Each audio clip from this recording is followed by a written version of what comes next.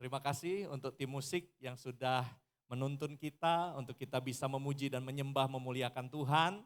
Terima kasih untuk Pastor King dan juga seluruh tim pengembalaan dan juga keluarga besar GBI LOG Pullman yang memberikan kesempatan untuk saya boleh sharing firman Tuhan. Senang boleh berada bersama-sama Bapak Ibu Saudara di tempat ini. Saya percaya semua boleh mengalami kasih anugerah Tuhan. Amin. Yang mengalami kasih anugerah Tuhan, senyumnya pasti lebar. Boleh lihat kiri kanannya, berikan senyum yang terbaik. Yakinkan sebelah kanan kiri Bapak Ibu Saudara bahwa Tuhan Yesus luar biasa baik bagi kita. Puji Tuhan. Baik Bapak Ibu Saudara, kita sebentar lagi akan tutup tahun 2025 dan kita akan masuk tahun yang baru, tahun 2026. Nah saya percaya ya tadi ya sudah didoakan, Bapak Ibu Saudara pasti punya pengharapan, Bapak Ibu Saudara pasti punya kerinduan bahwa tahun 2026 pasti akan lebih baik daripada tahun-tahun sebelumnya. Amin. Mengalami terobosan, mengalami sukacita lebih lagi, mengalami pengenapan janji-janji Tuhan lebih lagi. Tapi biarlah satu hal pesan Tuhan pada hari ini yang perlu terus kita bangun, yang perlu terus kita rindukan dalam hati kita adalah bagaimana relationship kita dengan Tuhan. Bagaimana hubungan kita dengan Tuhan. Ini yang lebih penting. Apakah tahun 2026 kita rindu semakin mengenal Tuhan? Kita rindu semakin mengenal rencana Tuhan dalam kehidupan kita.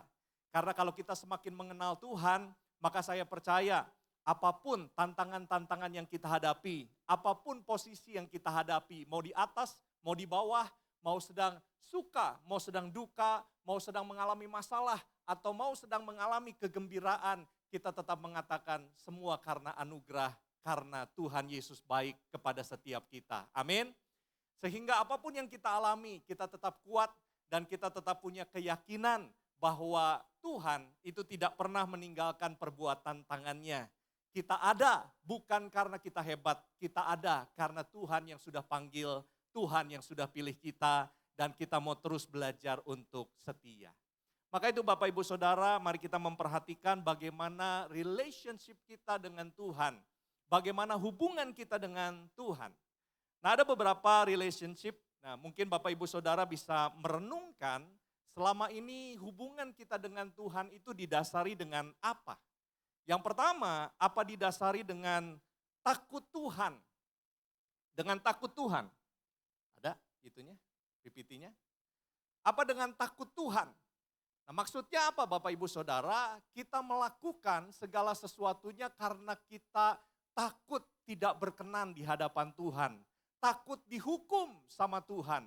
Kenapa kita ibadah? Oh supaya kita diberkati. Karena kalau kita nggak ibadah, nanti Tuhan marah dan kita tidak diberkati. Kita tidak dilindungi. Kenapa kita saat teduh pagi-pagi? Oh iya, supaya apa? Sepanjang hari kita mendapatkan ya segala sesuatu yang kita inginkan, segala sesuatu yang kita butuhkan. Karena kalau enggak, wah nanti Tuhan marah. Sehingga nanti kita akan mengalami masalah-masalah waktu kita berjalan dalam keseharian kita. Nah, jadi kita mengenal Allah karena takut. Kita membangun hubungan karena takut Tuhan. Atau lebih cocoknya bukan takut Tuhan, tapi ketakutan akan Tuhan. Jadi seolah-olah Tuhan itu, wah kalau kita sedikit saja nggak melakukan perintah Tuhan, wah dihukum. Lalu apa? Dikasih kutuk. Ya.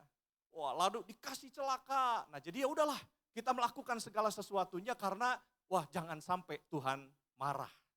Kita memberi supaya apa? Supaya diberi. Karena kalau kita nggak memberi, nanti Tuhan akan menutup tingkap-tingkap langit.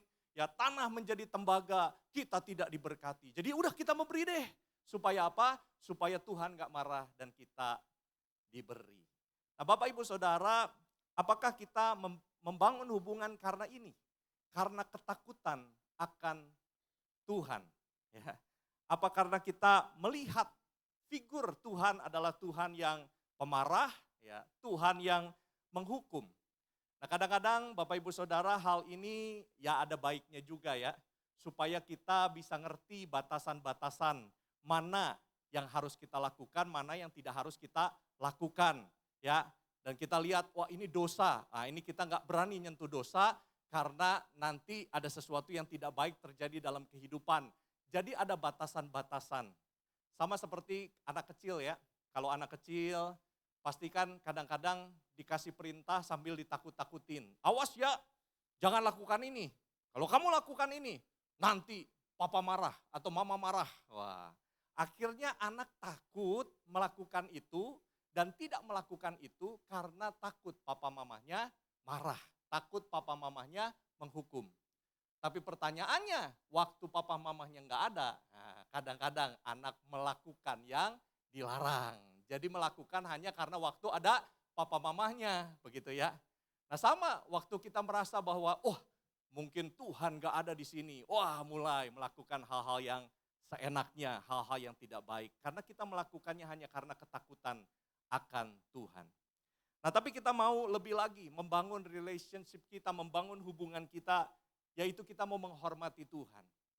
Bahwa dia Tuhan yang besar, dia Tuhan yang dahsyat, dia Tuhan yang ajaib. Kita nggak bisa apa-apa tanpa Tuhan. Kita ada semua karena kemurahan Tuhan.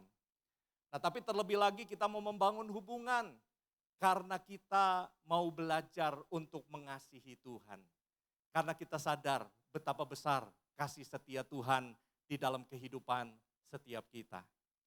Nah, saya kalau pemberkatan nikah ya, lalu saya mendengar janji nikah yang dilakukan oleh pasangan dan mereka berkata seperti ini, ya. Saya menerima kamu apa adanya. Saya menerima kamu dalam suka maupun duka. Saya menerima kamu dalam kaya maupun miskin. Saya menerima kamu, ya segala kelebihan kamu, juga kekurangan kamu. Saya menerima kamu. Nah kenapa? Karena ada satu hubungan kasih yang terjalin. Ada satu hubungan yang mau percaya dan mempercayakan kehidupannya kepada pasangannya. Nah demikian juga Bapak Ibu Saudara, biarlah kita terus membangun hubungan kita. Bukan karena kita ketakutan akan Tuhan. Bukan karena kita hanya melihat bahwa dia Tuhan dahsyat, sumber yang bisa memenuhi kebutuhan kita. Tapi kita juga mau untuk lebih lagi mengasihi Tuhan dan mengenal jalan-jalannya yang terbaik buat hidup kita. Sekalipun mungkin hari ini kita belum dapat apa yang kita mau. Sekalipun hari ini belum kita dapatkan apa yang kita doakan.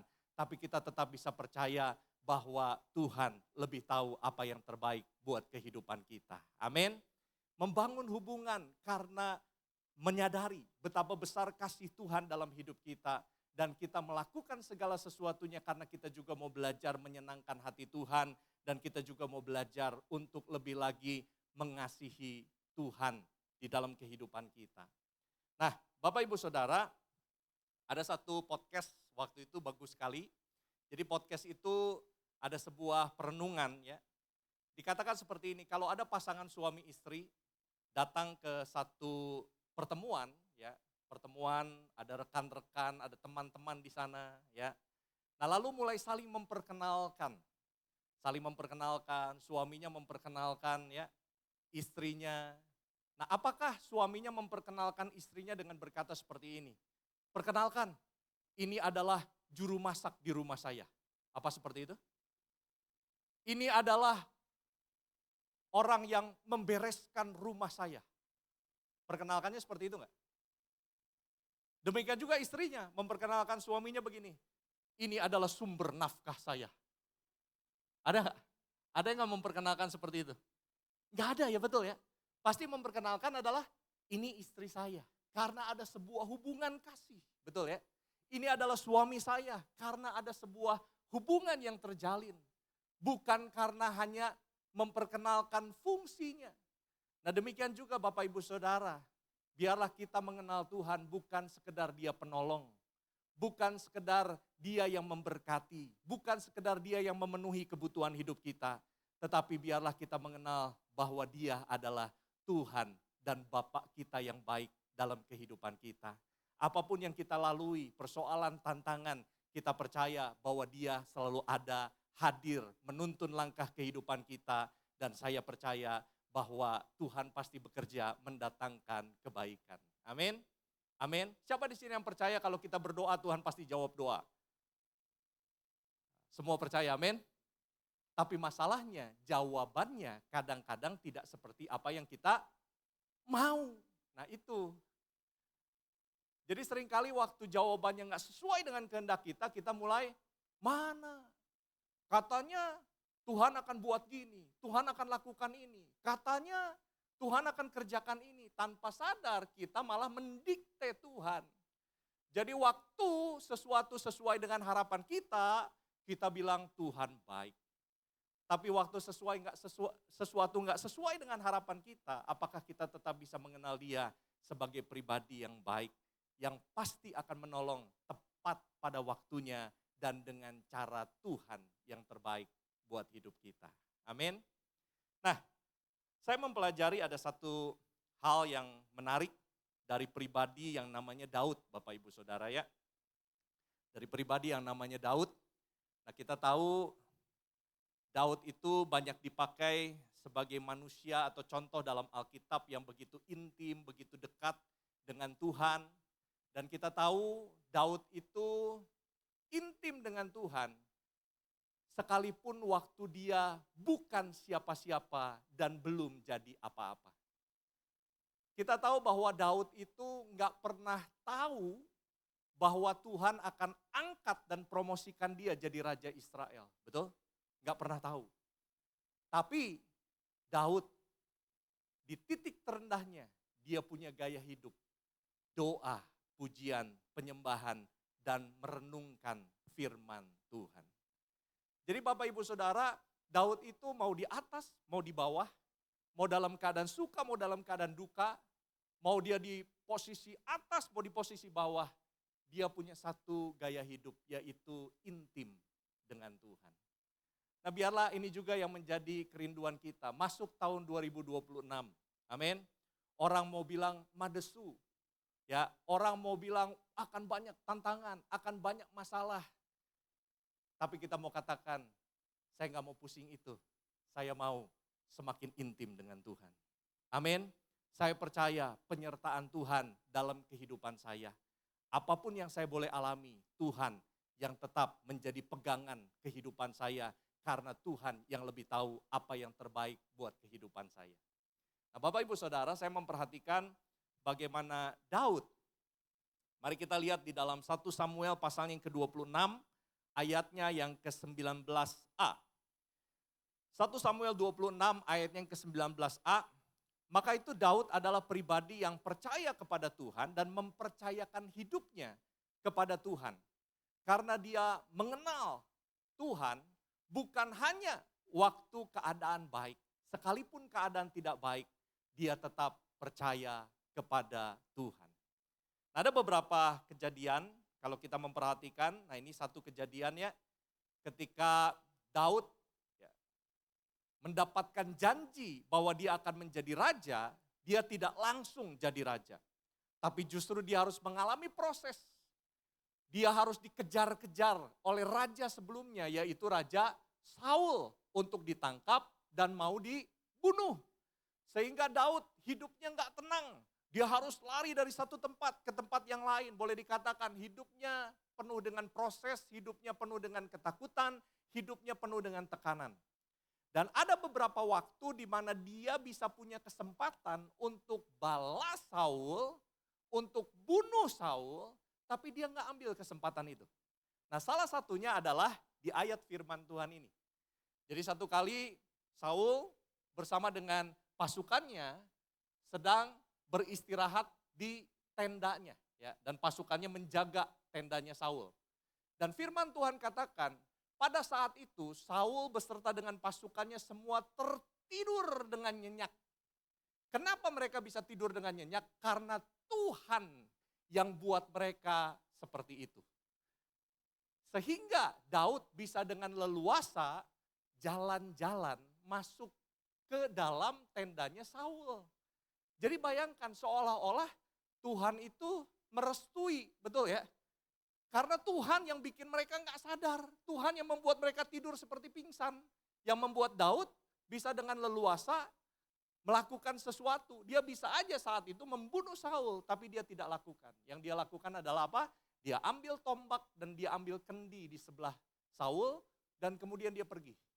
Dan waktu dia ada di puncak, sudah cukup jauh, dia berteriak memanggil Saul dan pasukannya. Langsung mereka bangun, kaget mereka. Dan di situ Saul tanya, itukah engkau Daud? Dan inilah yang dikatakan Daud. Mari kita lihat. Kita lihat 1 Samuel 26 ayat 19a. Oleh sebab itu, kiranya tuanku Raja Saul mendengarkan perkataan hambanya ini. Jika Tuhan yang membujuk engkau melawan aku, maka biarlah ia mencium bau korban persembahan. Dengan kata lain Daud bilang gini, kalau memang proses ini datangnya dari Tuhan, kalau memang saya harus mengalami proses ini, saya harus lari sana, lari sini, dikejar sana, dikejar sini, saya harus mengalami tekanan-tekanan ini, kalau memang ini datangnya dari Tuhan, biarlah Tuhan mencium setiap proses yang saya alami sebagai bau persembahan di hadapan Tuhan. Luar biasa ya. Gampang gak Bapak Ibu Saudara punya hati seperti ini? Gampang gak? Waktu kita diberkati, gampang kita bilang terima kasih Tuhan. Betul ya?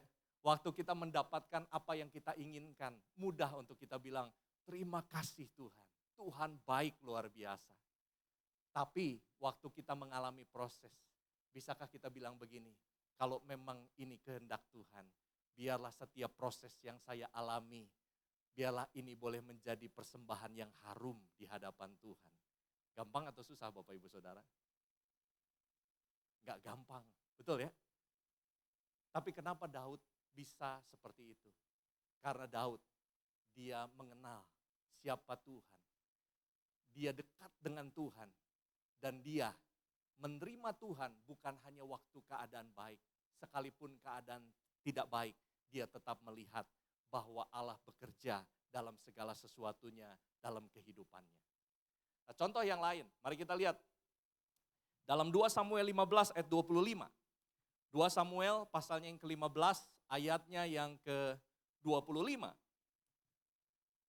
ada satu kisah lagi, bagaimana Daud, dia sedang mengalami tekanan lagi. Dia harus dalam pelarian. Dia bersama dengan beberapa pasukannya, juga beberapa rakyat harus lari. Nah, di dalam pelariannya nanti Bapak Ibu Saudara boleh baca, dalam pelariannya mereka sampai menangis. Berarti tekanan yang betul-betul kuat yang mereka hadapi. Betul ya Bapak Ibu Saudara ya? Nah tapi yang menarik, mari kita lihat dalam tekanan seperti itu, apa yang Daud katakan. Mari kita lihat, 2 Samuel 15 ayatnya yang ke-25 sampai 26. Lalu berkatalah raja kepada Zadok, bawalah tabut Allah itu kembali ke kota. Jika aku mendapat kasih karunia di mata Tuhan, maka ia akan mengizinkan aku kembali, sehingga aku akan melihatnya lagi juga tempat kediamannya. Tetapi jika ia berfirman begini, aku tidak berkenan kepadamu, maka aku bersedia. Biarlah dilakukannya kepadaku apa yang baik di matanya. Luar biasa ya. Nangkep gak Bapak Ibu Saudara pernyataan ini? Dia mau bilang gini, kalau Tuhan berkenan kepada saya, kepada hidup saya, puji Tuhan. Tapi kalau Tuhan bilang, Tuhan gak berkenan, aku bersedia. Tuhan lebih tahu apa yang terbaik buat hidup dia. Luar biasa ya. Begitu percayanya dia sama Tuhan. Begitu yakinnya dan menyerahkan kehidupannya kepada Tuhan. Karena sekali lagi, dia mengikut Tuhan bukan karena berkatnya. Dia mengikut Tuhan bukan karena keuntungan apa yang dia bisa dapat dari Tuhan. Tapi dia mengikut Tuhan karena dia mengenal pribadi Tuhan. Dia intim dengan Tuhan, dia dekat dengan Tuhan. Apapun yang dia alami, persoalan tantangan apapun, dia tetap mempercayakan kehidupannya kepada Tuhan. Satu contoh lagi, mari kita lihat dalam 2 Samuel 16 ayat 12. 2 Samuel 16 ayat 12. Nah ketika Daud sedang dalam pelarian lagi, muncul seorang bernama Simei. Datang seorang bernama Simei. Nah Simei ini Bapak Ibu Saudara ya, orangnya seperti apa? Simei ini orangnya pribadi yang seperti ini. Kalau seseorang lagi posisi puncak, wah dia sanjung-sanjung. Tapi waktu lagi posisi jatuh, wah si Mei adalah orang yang jelek-jelekin. Wah, jelek-jelekin. Apakah Bapak Ibu Saudara kenal orang-orang seperti ini? Kenal nggak? Ada nggak orang-orang seperti ini? Saya ingat satu kali saya pelayanan di satu daerah, di luar pulau, dan kemudian saya diantar oleh seorang pengusaha, dan pengusaha ini cerita, ya dia curhat, wah Pak, waktu saya dalam posisi puncak, punya segalanya Pak, itu orang ngaku-ngaku temen, wah, hampir semua ngaku temen, wah ya kan. Tapi Pak, waktu saya diizinkan mengalami kebangkrutan, mengalami kesusahan, itu yang tadinya ngaku temen, menghilang semua Pak. Bahkan waktu saya coba datang ke rumah mereka, bukan berharap bantuan, hanya berharap supaya diberikan penghiburan, itu tutup pintu semua Pak. Bilangnya lagi nggak ada di rumah, lagi pergi, semua menjauh. Jadi waktu sukses, mendekat. Tapi waktu nggak punya apa-apa, menjauh. Tapi dia bilang begini, tapi justru di momen-momen seperti itu, saya baru bisa melihat yang mana yang teman-teman sejati. Ketika apa? Ketika dia nggak punya apa-apa, ketika dia sedang dalam keterpurukan, justru teman-teman ini ada bersama-sama dengan dia. Dia bisa lihat yang mana teman sejati.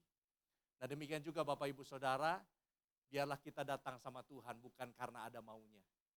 Biarlah kita datang sama Tuhan bukan hanya karena berkatnya. Tapi kita datang sama Tuhan karena kita mau membangun gaya hidup untuk terus memiliki keintiman dengan Tuhan. Relationship yang benar dengan Tuhan, semakin mengenal Tuhan. Nah Simei adalah orang seperti itu. Nah satu kali waktu Daud sedang dalam pelarian, datanglah Simei. Dan Simei dikatakan mengutuki Daud, bahkan meludah kepada Daud. Wah, ya kan? Melempar batu kepada Daud. Pokoknya melakukan hal-hal yang gak baik kepada Daud.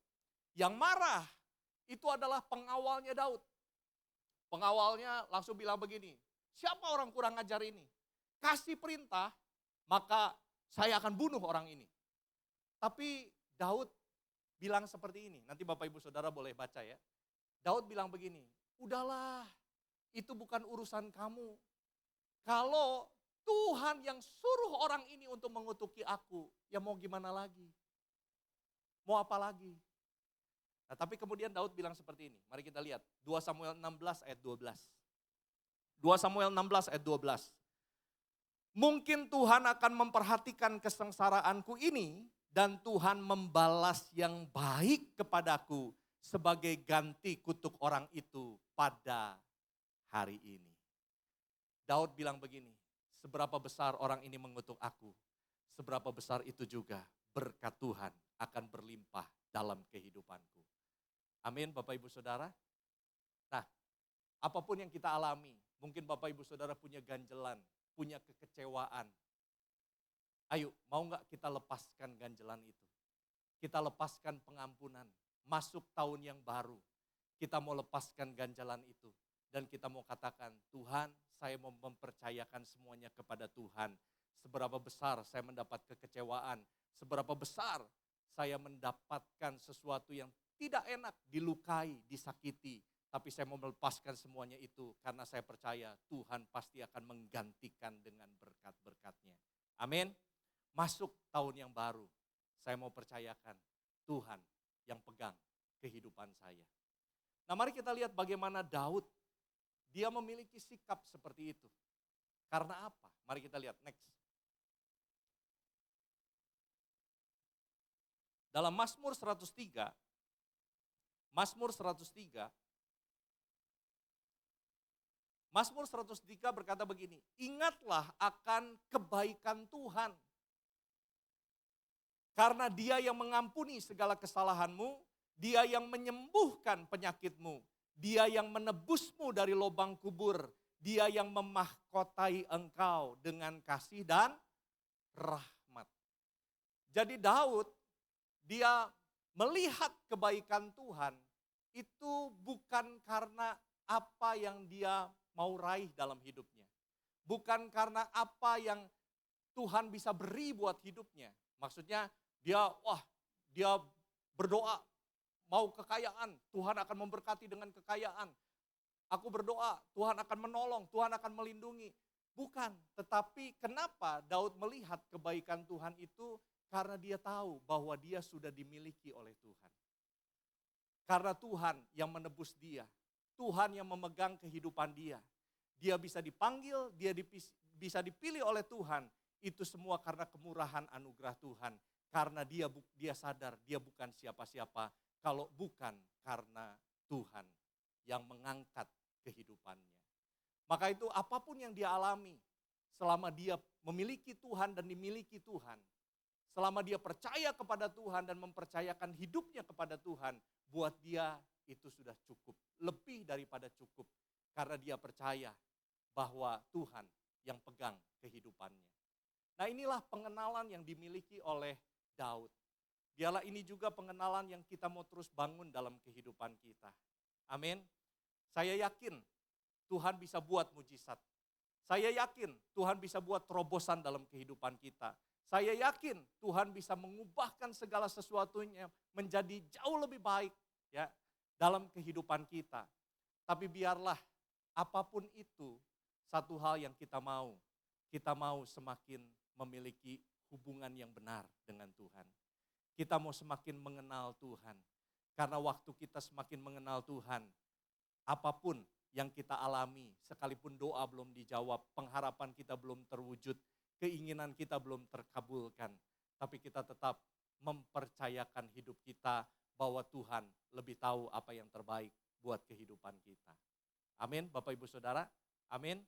Biarlah kita rindu masuk tahun 2026 ya. Relationship kita dengan Tuhan semakin kuat.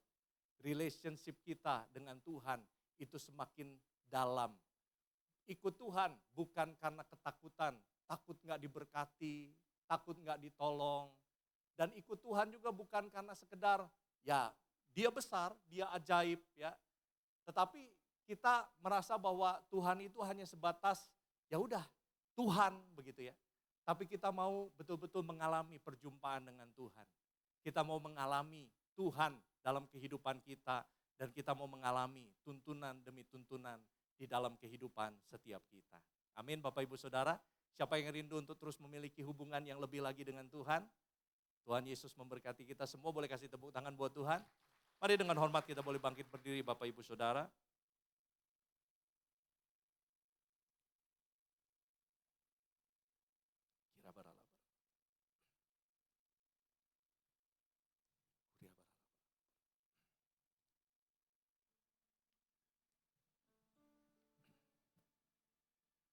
Satu kali Simon Petrus bertanya kepada Tuhan Yesus, Guru, kami sudah menyerahkan segalanya untuk mengikut Engkau. Lalu apa yang akan kami dapatkan? Apa yang akan kami terima? Memang dalam kehidupan ini manusia selalu mencari untung rugi Bapak Ibu Saudara. Kalau saya ikut Tuhan, untungnya apa? Kalau saya berdoa, untungnya apa? Kalau saya beribadah, untungnya apa? Lalu Tuhan Yesus katakan kepada Simon Petrus, ada berkat bukan hanya waktu kita hidup di dunia ini, tapi sampai kepada kekekalan.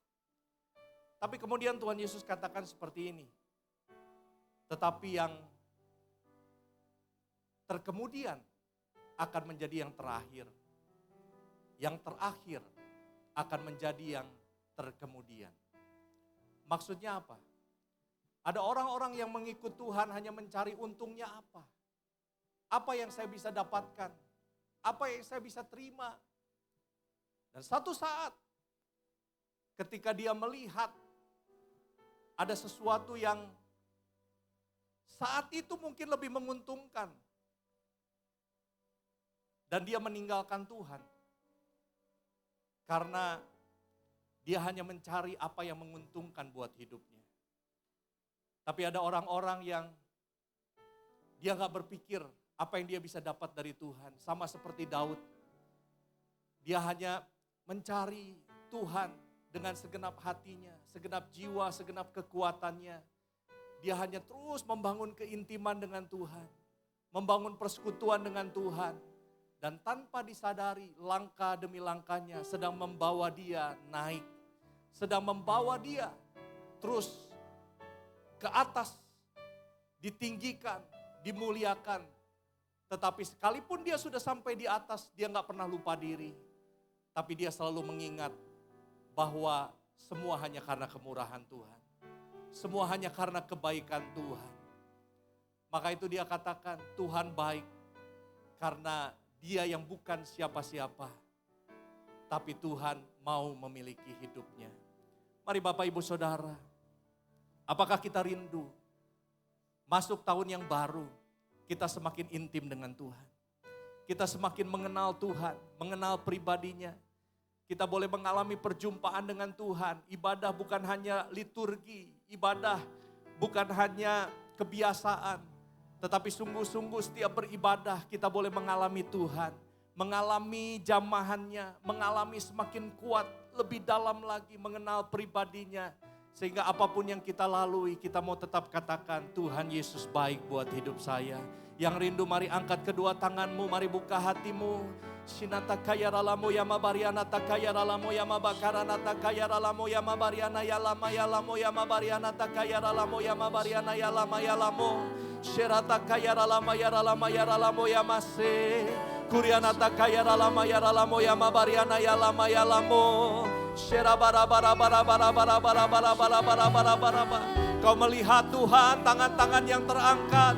Engkau melihat Tuhan, setiap hati yang terbuka. Saat ini kami minta Tuhan, anugerah-Mu ya Bapa saat ini Tuhan. Supaya sungguh Tuhan Kau kembalikan Tuhan. Hubungan kami Tuhan seperti yang Engkau mau Tuhan. Kami boleh mengenal pribadi-Mu seperti yang Engkau mau.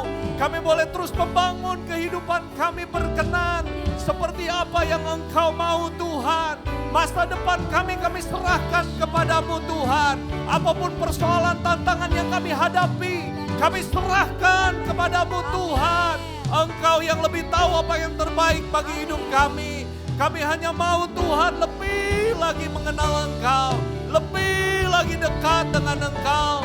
Kuriana takaya rala barala barala barala barala barala barala barala barala barala barala barala barala barala barala. Shira barala barala barala barala barala barala barala barala barala barala barala barala barala barala barala barala. Uria barala barala barala barala barala barala barala barala barala. Oh rana takaya rala maya rala moriana ya lama ya sando. Kuriana takaya rala maya sande. Kuriana takaya rala maya rala mo. Shira bala bala bala bala bala bala bala bala bala bala bala bala bala bala. Kuriana takaya rala maya rala ma. Shira bara bara bara bara bara. Mungkin ada di antara Bapak Ibu Saudara yang datang ke tempat ini dalam kondisi hati yang apatis. Mungkin bertanya, mana Tuhan? Mana Tuhan? Mungkin ada di antara Bapak Ibu Saudara yang mulai jauh dari Tuhan. Yang mulai melakukan segala sesuatunya hanya karena tindakan-tindakan agamawi. Hanya karena liturgi. Kalau ada di antara Bapak Ibu Saudara, mari angkat tanganmu di hadapan Tuhan. Tuhan mengasihi engkau. Tuhan rindu untuk kembali memiliki hubungan dengan engkau. Bukan Tuhan yang jauh. Seringkali kita yang menjauh dari Tuhan. Bukan Tuhan gak pernah meninggalkan kita. Seringkali kita yang meninggalkan Tuhan.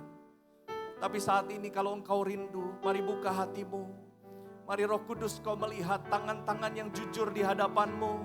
Tangan-tangan yang terangkat mengaku Tuhan, merindukan untuk kembali kepadamu. Saat ini mari Roh Kudus, Kau sendiri yang menjamah. Mari Roh Kudus, Kau sendiri yang menjamah. Kami rindu Tuhan masuk tahun yang baru Tuhan.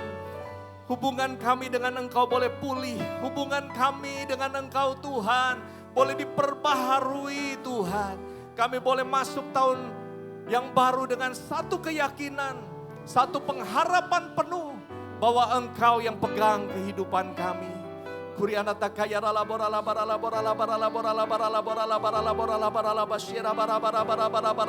Jamah saat ini jamah Roh Kudus. Saat ini jamah Roh Kudus.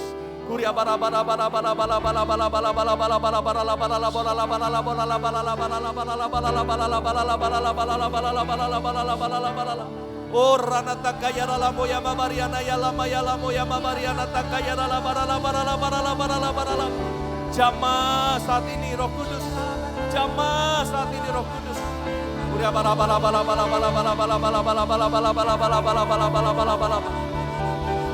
Oh rana ya lama ya lamo.